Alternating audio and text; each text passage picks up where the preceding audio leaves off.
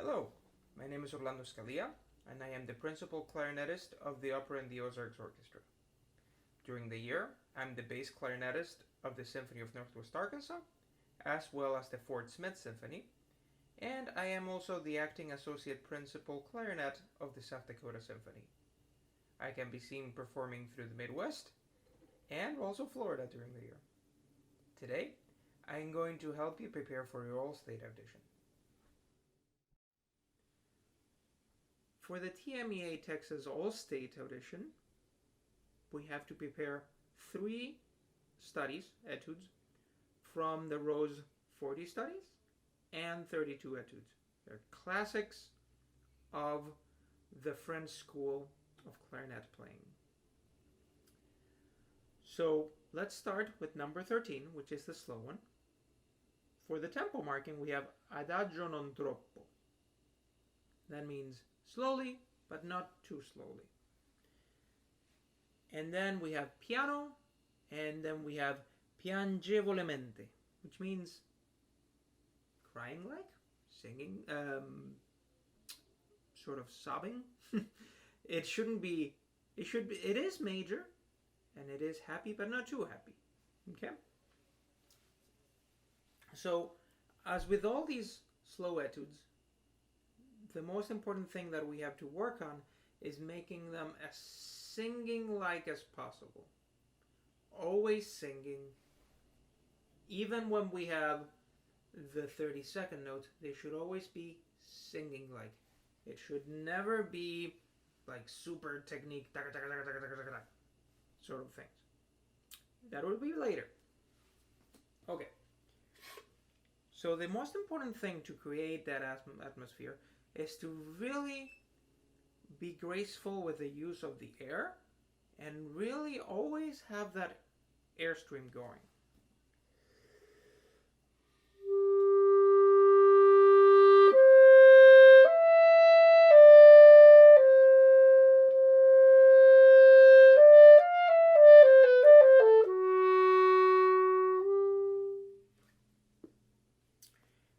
And we have lots of different rhythmic values here.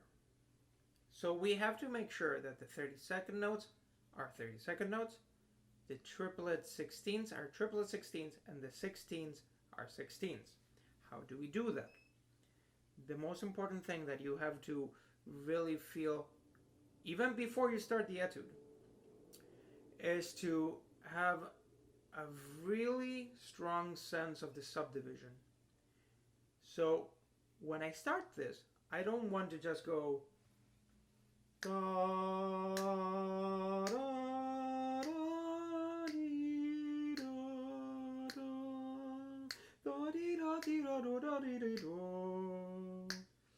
sometimes if we do that, it'll get very nebulous, very not exact. So if we think 1, 2,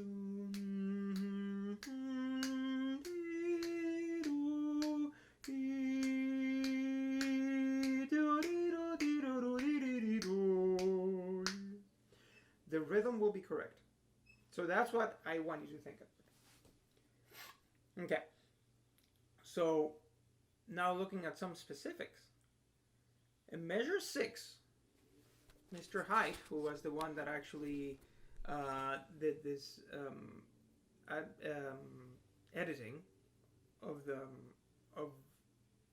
Rose etude, writes slide in measure 1, 2, 3, 4, 5, 6. Okay. If you don't happen to have this fancy key, yes, slide. You're gonna have to slide from this one to this one, or I'm not even sure which way to do it, to be honest, because I've gotten so used to using this that I don't think anymore like that. So if you happen to have a clarinet that has the extra E flat, go for it. Use boop, boop, boop, boop, boop, boop, boop, which is what I do. And nowadays, a lot of clarinets, especially higher level instruments, will have the extra D sharp right there. Okay, so even when we have fortissimo, it should never be aggressive, because we have a fortissimo coming in measure 7, right?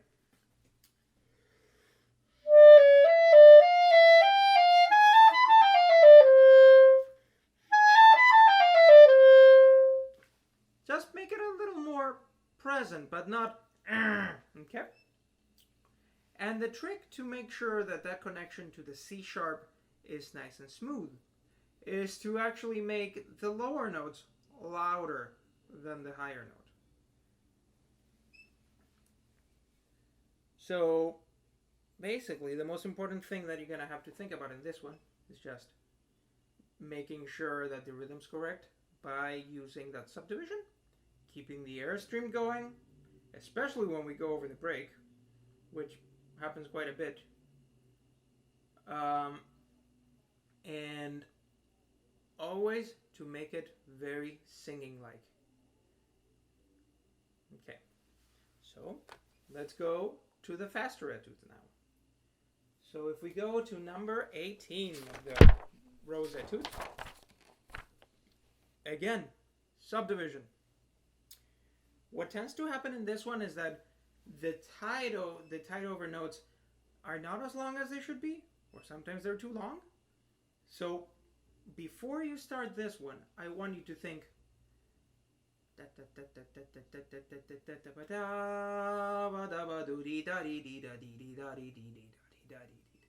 and practice it slowly with the metronome first.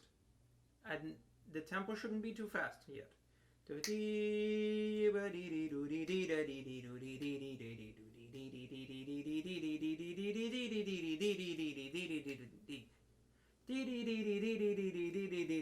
Rest, rest, rest, rest. If you practice it like this, slowly at first, once you go faster, the correct structure will stay within, within the feeling of the piece. And then it'll just feel like you're playing music very fast, and it'll feel organized. And to the listener, they'll go, "Oh, well, this is easy for them." If not, it'll sound messy. So even though you're thinking really hard of the but to the listener, that just sounds like organization. Okay.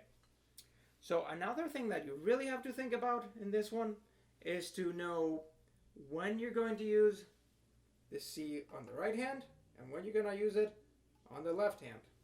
Because whenever we have an E flat going after a C, we're going to have to play the C on the left and the E flat on the right. Like a great example of this is measure 40. So you're really going to have to plan it out.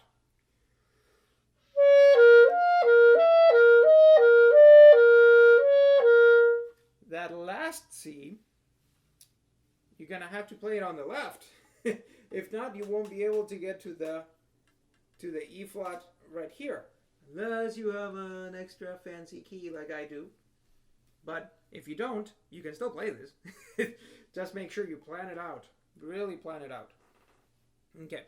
Always be very graceful with this one. When you have the loud, don't let them be too loud. When you have the soft, make sure that you still have that rhythmic intensity going on. All right. So then we have the 40 Studies number 35. This one is super fun. It's a classic. Well, they're all classic, but this one is quite fun to play.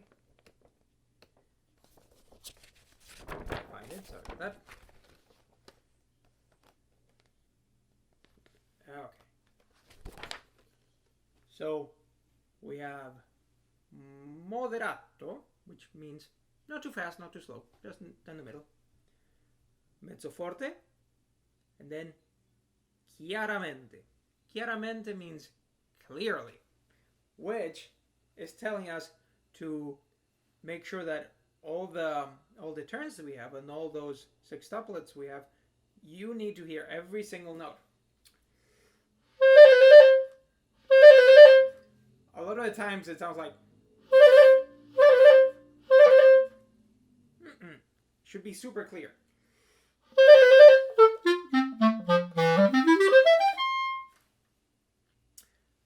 If you get that first little motive going on, those first two measures correctly, I promise you, you'll know exactly what to do in the rest of the etude.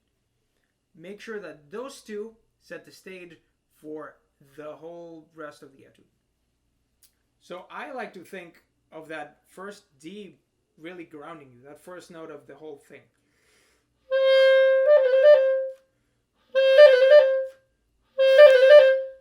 Okay? And then when we get to the eighth notes, I want them to be really bouncy. I don't want them to be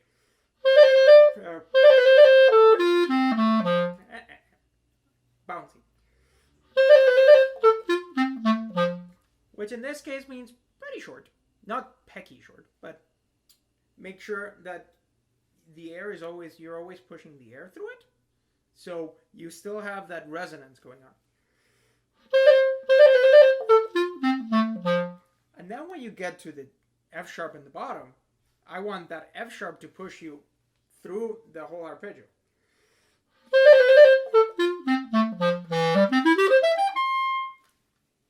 So always keep that air going there. Okay. So even when we go to, the lower regions of the clarinet, that's still, it should be very clear still.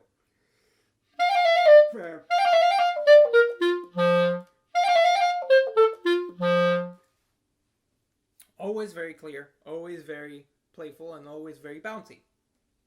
Okay, so then, in measure 14, we have another turn right there, which it should be a little faster than the sextuplets, right? Sorry.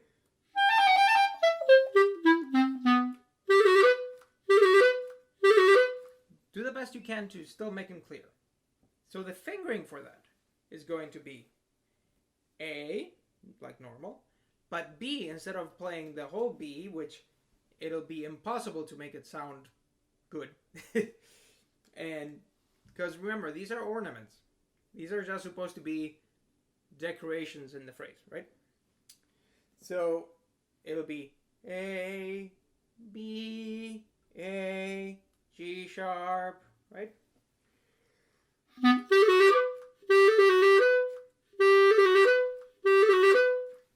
The most important in that note in that whole thing right there is that A, the first note of it.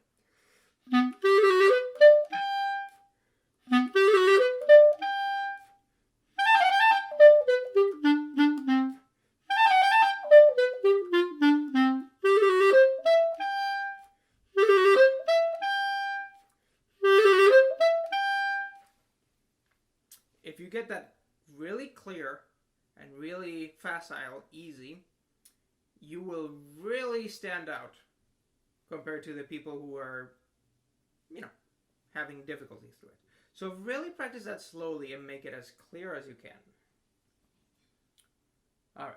So in measure 25, we have a different atmosphere. We have a mezzo piano dolce. It should still be the same tempo, but now try to make it more lyrical.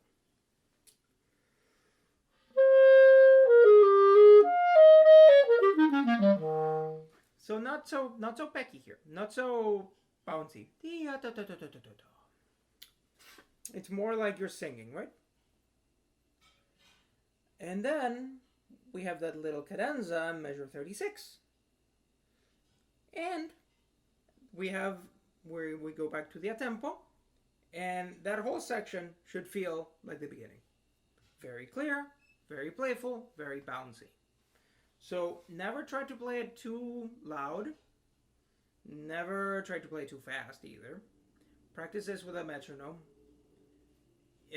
Really figure out where each note should be in each bar. The rhythm has to be the most important thing before the ornaments, okay? All right, so these are really 3 great etudes, really fun. So enjoy your work and really enjoy these etudes. Good luck.